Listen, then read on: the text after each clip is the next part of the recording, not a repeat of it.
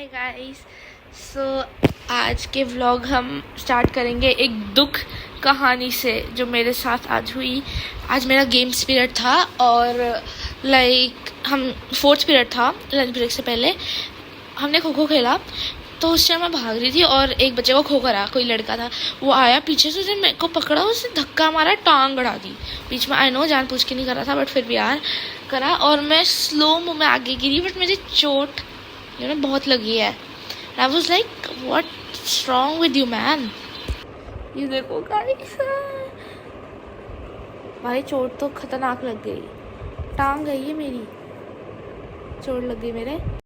तो आज मैं यहीं पे अपना व्लॉग एंड करती हूँ, बस मैंने आपको यही बताना था। अब हम नेक्स्ट व्लॉग कल बनाएंगे। So bye.